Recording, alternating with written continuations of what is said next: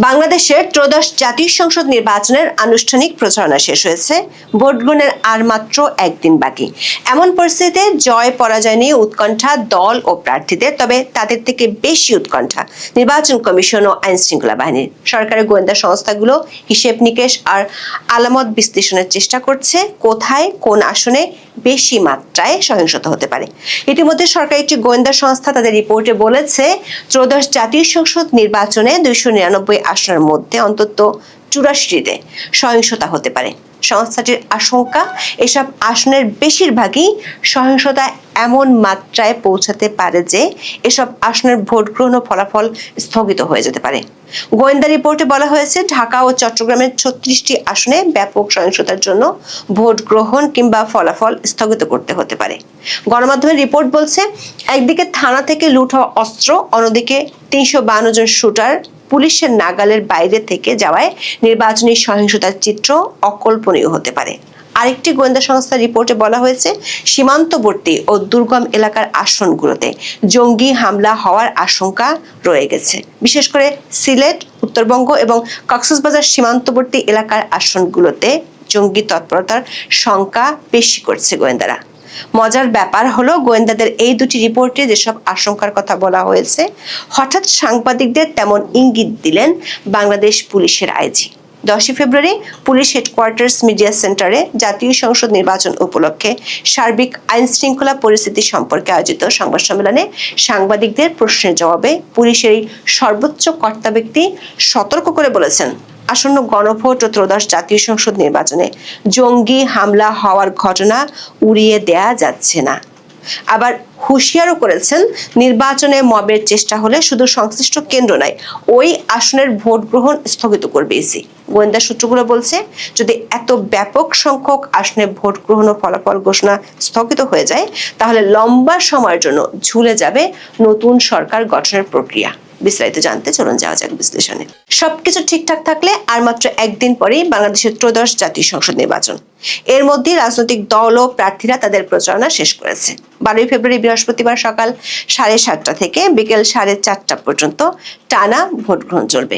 300 আসনের তফসিল ঘোষণা হলেও জামাত ইসলামের প্রার্থী নুরুজ্জামান বাদলের মৃত্যুতে শেরপুর 3 আসনের নির্বাচন স্থগিত করা হয়েছে। ফলে 299 আসনে সংসদ নির্বাচন ও গণভোট হবে। দুই প্রধান প্রতিদ্বন্দ্বী জোট সুষ্ঠু ভোট হবে কি না তা নিয়ে আশঙ্কা করছে। নিজ নিজ দলের কর্মী সমর্থকদের ভোট কেন্দ্র পাহারা দিতে বলেছে। নির্বাচন কমিশন দাবি করছে, তাদের সব প্রস্তুতি প্রায় শেষ, তবে আইন শৃঙ্খলা বাহিনীর শীর্ষ ব্যক্তিদের মধ্যে ভোটের পরিবেশ নিয়ে শঙ্কা আছে। এরই মধ্যে পুলিশের একটি গোয়েন্দা সংস্থার প্রতিবেদনে উঠে এসেছে ভয়ঙ্কর শঙ্কার কথা। ওই প্রতিবেদনে বলা হয়েছে, ত্রয়োদশ জাতীয় সংসদ নির্বাচনে 299 আসনের মধ্যে অন্তত 84টিতে বড় ধরনের সহিংসতা হতে পারে। প্রতিবেদনটিতে বলা হয়েছে, 3রা ফেব্রুয়ারি পর্যন্ত পাওয়া তথ্য বিশ্লেষণ করে এসব আসনকে সংঘাতময় হিসেবে চিহ্নিত করা হয়েছে। একাধিক শক্তিশালী প্রার্থীর অবস্থান, দলীয় মনোনয়ন নিয়ে অসন্তোষ, স্বতন্ত্র ও বিদ্রোহী প্রার্থীদের সক্রিয়তা এবং স্থানীয় রাজনৈতিক সমীকরণের জটিলতায় এমন অবস্থার কারণ। তবে পরিস্থিতি নিয়ন্ত্রণে রাখতে এসব আসনে গোয়েন্দা নজরদারি বাড়ানো হয়েছে এবং শান্তিপূর্ণ পরিবেশে ভোট গ্রহণ নিশ্চিত করতে বিশেষ নিরাপত্তা পরিকল্পনা নেওয়া হয়েছে। এই গোয়েন্দা প্রতিবেদন অনুযায়ী ঢাকা ও চট্টগ্রাম বিভাগের 18টি করে 36টি আসনে ভয়াবহ পরিস্থিতি দেখা যেতে পারে। এছাড়া রংপুর বিভাগের 12টি, খুলনা বিভাগের 8টি, বরিশাল বিভাগের 7টি, ময়মনসিংহ বিভাগের 7টি, রাজশাহী বিভাগের 10টি আসন নিয়ে আশঙ্কার কথা প্রতিবেদনটিতে জানানো হয়েছে। সবচেয়ে কম আশঙ্কা সিলেট বিভাগের আসনগুলো নিয়ে। এই বিভাগে মাত্র 4টি আসনে বড় ধরনের গোলযোগের আশঙ্কা করা হচ্ছে। গোয়েন্দা প্রতিবেদনের তথ্য অনুযায়ী ঢাকা বিভাগের 18টি আসনে ভোটের লড়াই তীব্র হতে পারে। এসব আসনের মধ্যে রয়েছে ঢাকা 8, 11, 12, 13, 14 ও 15, টাঙ্গাইল 3, 4, 5 ও 8, গোপালগঞ্জ 2 ও 3, মাদারীপুর 1 ও 2, কিশোরগঞ্জ 5, মানিকগঞ্জ 1, মুন্সিগঞ্জ 3 এবং ফরিদপুর 1। এর মধ্যে ঢাকা 8, ঢাকা 11 এবং ঢাকা 15 আসন নিয়ে বিশেষভাবে সতর্ক থাকার পরামর্শ দেওয়া হয়েছে। ঢাকা 8 আসনে বিএনপির প্রার্থী দলটির স্থায়ী কমিটির সদস্য মির্জা আব্বাস, তার মূল প্রতিদ্বন্দ্বী বাংলাদেশ জামাত ইসলামী নেতৃত্বাধীন 11 দলীয় জোটের প্রার্থী জাতীয় নাগরিক পার্টি বা এনসিপির নাসিরউদ্দিন পাটোয়ারি। ঢাকা 11 আসনে লড়ছেন বিএনপির MA কাইয়ুম ও এনসিপির আহ্বায়ক মোহাম্মদ নাহিদ ইসলাম। নাহিদ 11 দলীয় জোটের প্রার্থী। ঢাকা 15 আসনে জামাত ইসলামের আমির ডক্টর শফিকুর রহমানের প্রতিদ্বন্দ্বী বিএনপির প্রার্থী শফিকুল ইসলাম খান মিল্টন। ঢাকা বিভাগের প্রতিদ্বন্দ্বিতাপূর্ণ অন্য আসনগুলোতেও জুলাই আন্দোলনের শীর্ষ নেতারা, জোটের শরিক দলের প্রার্থী, স্বতন্ত্র ও বিদ্রোহী প্রার্থীরা মাঠে সক্রিয় রয়েছেন। কোথাও কোথাও দলীয় মনোনয়ন নিয়ে অসন্তোষ প্রকাশ্য রূপ নিয়েছে, দুই পক্ষের মধ্যে সংঘর্ষ হয়েছে। পুলিশের গোয়েন্দা প্রতিবেদনে চট্টগ্রাম বিভাগের 18টি আসনে ব্যাপক সংঘাতময় পরিস্থিতি তৈরি হতে পারে বলে আশঙ্কার কথা জানানো হয়েছে। এসব আসনের মধ্যে রয়েছে ব্রাহ্মণবাড়িয়া 2 ও 5, কুমিল্লা 2, 4, 7 ও 11, নোয়াখালী 2, 5 ও 6, লক্ষ্মীপুর 2 ও 3, চট্টগ্রাম 3, 10 ও 11, কক্সবাজার 2 ও 4, চাঁদপুর 4 এবং রাঙামাটি। এসব আসনে বিএনপি ও জামাত ইসলামী সহ বিভিন্ন রাজনৈতিক দলের শক্তিশালী প্রার্থীর পাশাপাশি কোথাও কোথাও স্থানীয়ভাবে প্রভাবশালী স্বতন্ত্র প্রার্থী রয়েছেন। প্রতিবেদনে বলা হয়েছে, একাধিক রাজনৈতিক শক্তির সক্রিয়তা, দলীয় অভ্যন্তরীণ বিরোধ এবং স্থানীয় প্রভাবশালী গোষ্ঠীর অবস্থানের কারণে এসব আসনে সংঘাতময় পরিস্থিতি তৈরি হতে পারে। প্রতিবেদনে রংপুর বিভাগের 12টি আসনকে চিহ্নিত করা হয়েছে যেগুলোতে সহিংসতা হতে পারে। এগুলো হলো পঞ্চগড় 1 ও 2, দিনাজপুর 1, 2, 4, 5 ও 6, গাইবান্ধা 4 ও 5, কুড়িগ্রাম 4, নীলফামারী 2 এবং ঠাকুরগাঁও 2, রাজশাহী বিভাগের নওগাঁ 2, 3, 4, পাবনা 1, 3, 4 ও 5, রাজশাহী 4 ও 5 এবং সিরাজগঞ্জ 5 আসনেও হানাহানি হতে পারে। খুলনা বিভাগের চুয়াডাঙ্গা 1, ঝিনাইদহ 3, যশোর 1, নড়াইল 2, বাগেরহাট 4, খুলনা 5 ও 6 এবং সাতক্ষীরা 1 আসন, বরিশাল বিভাগের বরগুনা 1 ও 2, পটুয়াখালী 2, 3, 4, ভোলা 1 এবং বরিশাল 5 আসন, ময়মনসিংহ বিভাগের ময়মনসিংহ 1, 5, 6, 8 ও 10, নেত্রকোনা 3 ও শেরপুর 3 আসন এবং সিলেট বিভাগের সুনামগঞ্জ 1, 4 এবং মৌলভীবাজার 2 ও 4 আসনের পরিস্থিতি নিয়ে শঙ্কার কথা তুলে ধরা হয়েছে গোয়েন্দা প্রতিবেদনে। গোয়েন্দা সূত্র জানিয়েছে, রংপুর ও চট্টগ্রাম বিভাগের বেশ কিছু আসন এবং সীমান্তবর্তী কয়েকটি জেলায় জামাতের সাংগঠনিক অবস্থান তুলনামূলকভাবে শক্ত। ফলে এসব এলাকায় সংঘাত মোটামুটিভাবে অনিবার্য হয়ে পড়েছে। চট্টগ্রাম ও কক্সবাজারের সীমান্তবর্তী আসনগুলোতে সহিংসতায় রোহিঙ্গারা জড়িত হলে পরিস্থিতি অনেক ভয়াবহ রূপ নিতে পারে এমন আশঙ্কার কথা জানানো হয়েছে। মিয়ানমার থেকে গত 18 মাসে পালিয়ে আসা প্রায় 1.5 লাখ রোহিঙ্গা ক্যাম্পগুলোর বাইরে আছে। এরই মধ্যে আইন শৃঙ্খলা বাহিনীর সদস্যরা ক্যাম্পের বাইরে থাকা 1,500 রোহিঙ্গাকে গ্রেপ্তার করেছে, কিন্তু 1.5 লাখ রোহিঙ্গাকে গ্রেপ্তার ও তাদের নিয়ন্ত্রণ করা এক কথায় অসম্ভব। এমন পরিস্থিতিতে বৃহত্তর চট্টগ্রামের আসনগুলোতে রোহিঙ্গাদের ব্যবহার করা হলে পরিস্থিতি ভয়ানক রূপ নিতে পারে। গোয়েন্দা সূত্রগুলো বলছে, রোহিঙ্গা সশস্ত্র গ্রুপগুলোর কাছে অবৈধ অস্ত্র আছে। যদিও আইন শৃঙ্খলা বাহিনী তৎপর আছে, তারপরও এসব অবৈধ অস্ত্র ভোটের মাঠে ব্যবহার হলে পরিস্থিতি যে কোনো দিকে মোড় নিতে পারে। দৈনিক প্রথম আলোর এক খবরে বলা হয়েছে, দুটি গোয়েন্দা সংস্থা সম্প্রতি সারা দেশের 3000 অবৈধ অস্ত্রধারী ও অপরাধীর তালিকা করে পুলিশ সদর দপ্তরে পাঠিয়েছে। তাদের মধ্যে 124 জন জঙ্গি এবং 352 জন শুটার রয়েছে।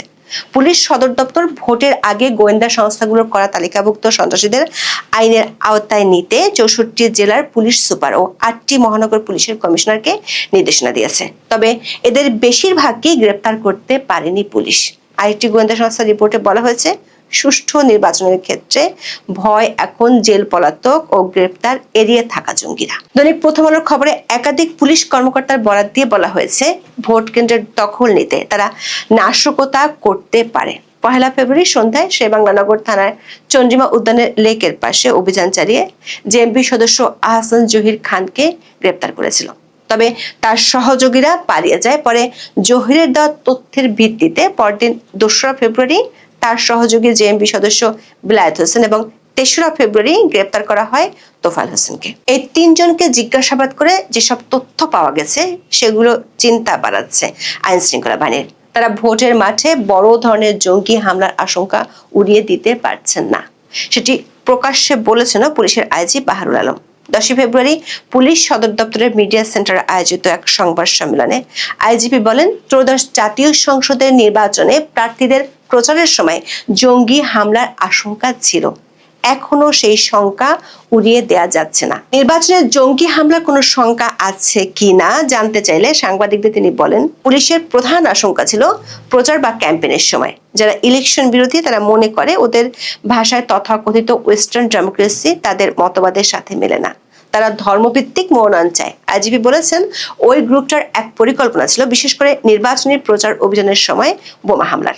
নির্বাচন কেন্দ্রিক আইন শৃঙ্খলার বিষয়ে এই সংবাদ সম্মেলনে আইজিপি বলেন ৮০ থেকে ৯০% কেন্দ্রে ক্লোজড সার্কিট ক্যামেরা লাগানো হয়েছে।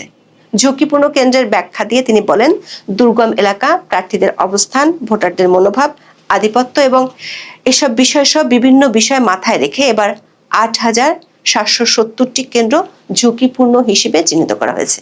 এছাড়া মাঝারি ঝুঁকিতে রয়েছে ১৬,০০০ কেন্দ্র। গোয়েন্দা সংস্থার দায়িত্বশীল একটি সূত্র জানিয়েছে ৮৪টি আসনে ব্যাপক সংঘর্ষ হতে পারে এমন শঙ্কার কথা ইতিমধ্যে সরকার, সংশ্লিষ্ট বাহিনী ও নির্বাচন কমিশনকে জানানো হয়েছে।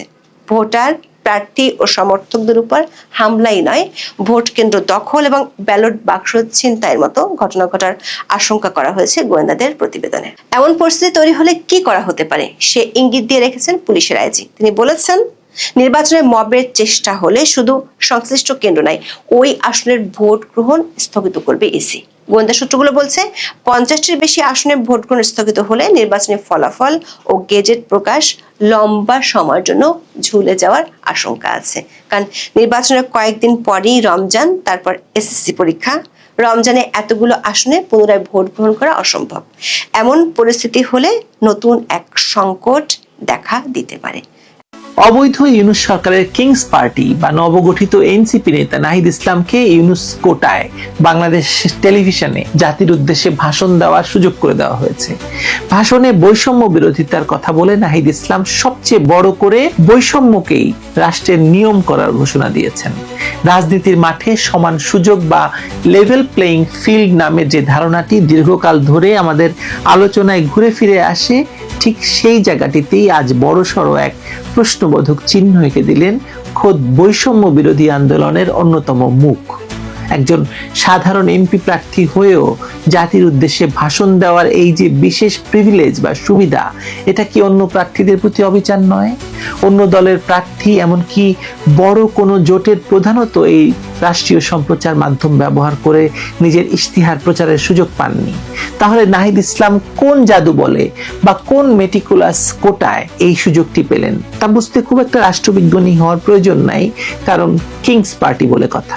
এটা পরিষ্কার যে রাষ্ট্রযন্ত্রকে ব্যবহার করে দলীয় বা গোষ্ঠীগত সুবিধা নেওয়ার যে পুরনো সংস্কৃতি, তা থেকে আমরা এক চুলো সরিনি এবং এই যে নতুন রাজনৈতিক বন্দোবস্তের কথা বলা হচ্ছে, তারা এটাকে অন্য পর্যায়ে নিয়ে গেছে, শিল্পের পর্যায়ে নিয়ে গেছে।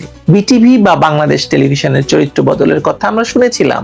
বলা হয়েছিল এটি আর কোনো বিশেষ দলের বা ব্যক্তির গুণগান গাওয়ার যন্ত্র থাকবে না।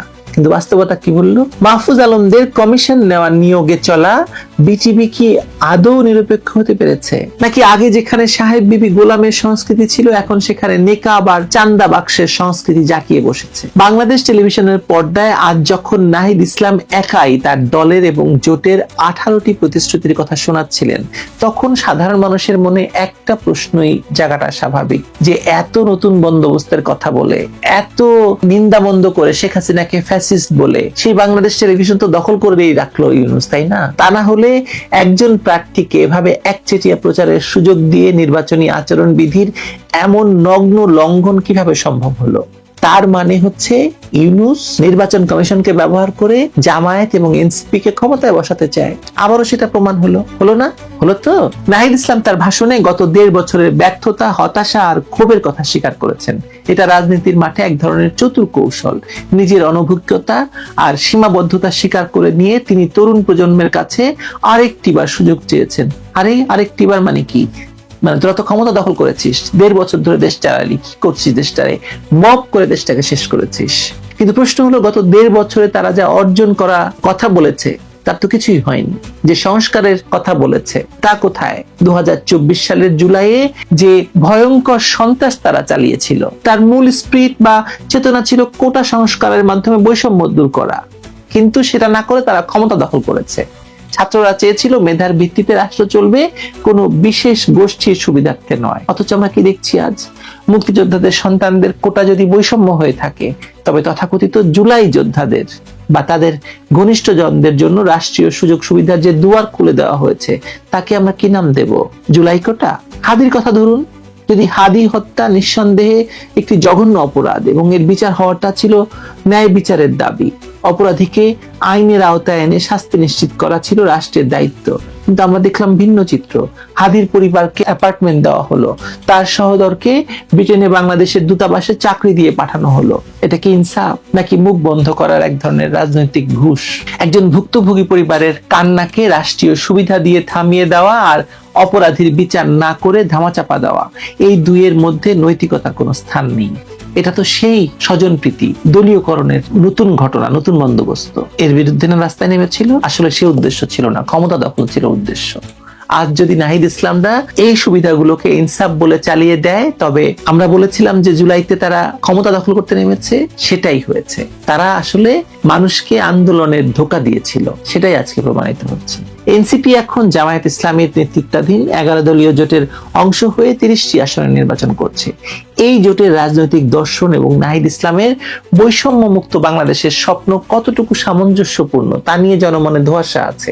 নাহিদ বলেছেন বাংলাদেশ আফগানিস্তান হবে না, বরং মালয়েশিয়া বা তুরস্কের মতো হবে, সেই তুরস্ক। শুনতে বেশ ভালো লাগে, কিন্তু মাঠের রাজনীতি আর জোটের সমীকরণ কি সেই উদারনৈতিক সমাজের ইঙ্গিত দিচ্ছে? নাকি ক্ষমতার লোভে এমন সব শক্তির সঙ্গে হাত মেলানো হচ্ছে যারা দেশের প্রগতিশীল এবং সাংস্কৃতিক কাঠামোকে ভিন্ন খাতে প্রবাহিত করতে চায়?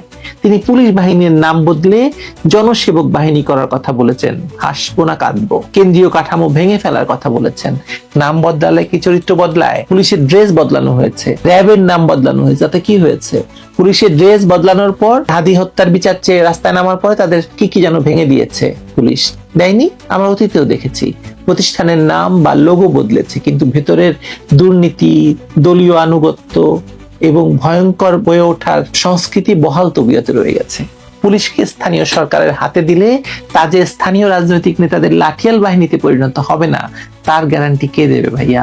18 বছর হলেই বাধ্যতামূলক সামরিক প্রশিক্ষণের কথা বলেছেন তিনি। বাংলাদেশের সোসাইটি থেকে মানুষ শান্তির কথা বলে, সারা পৃথিবীতে মানুষ শান্তির কথা বলে, আর বাংলাদেশে তিনি 18 বছর না হলেই তাদের সামরিক প্রশিক্ষণ দিয়ে এক একজন জঙ্গি তৈরি করতে যাচ্ছেন। মানে বাংলাদেশের আর্থসামাজিক প্রেক্ষাপটে এটা কতটা বাস্তবসম্মত বলেন?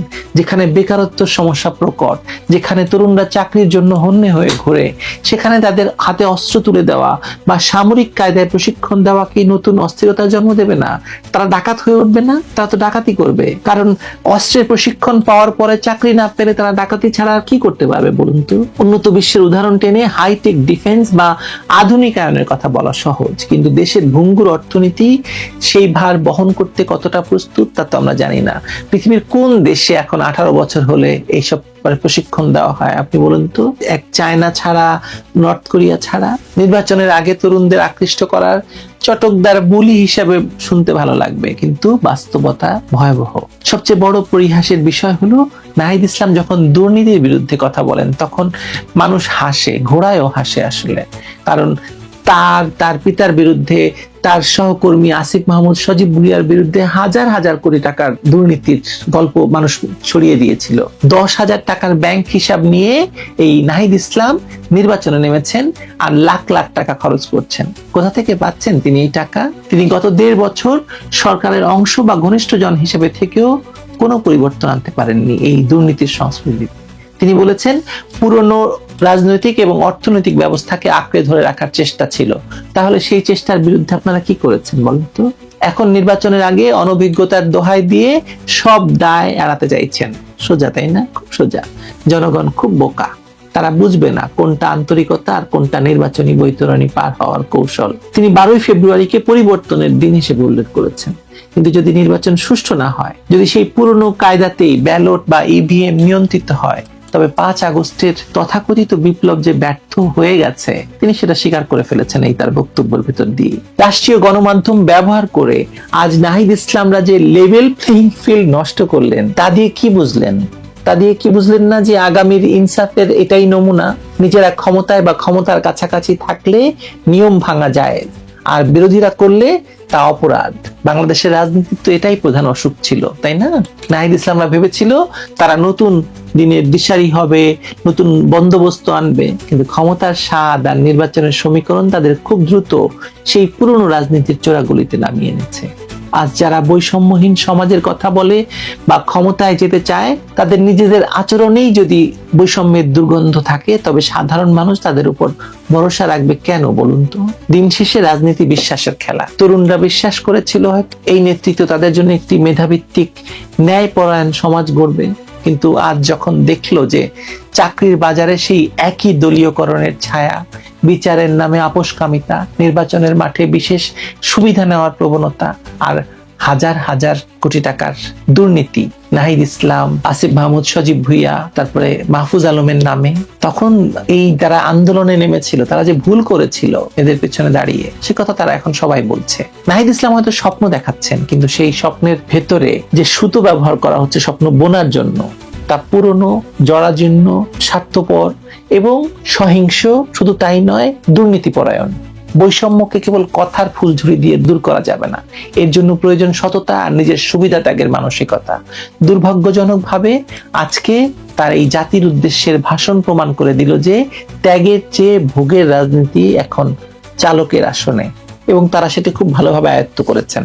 তারা অফিস দখল করেছেন, তারা বাংলাদেশের হোটেলে থেকেছেন। আপনি চিন্তা করুন, আমরা ভুলে গেছি যে ইন্টারকন্টিনেন্টাল হোটেলে নাহিদ, আসিফ মাহমুদ, সজীব ভুইয়া, হাসনাত, সার্জিস দিনের পর দিন হোটেলটা ব্যবহার করেছে।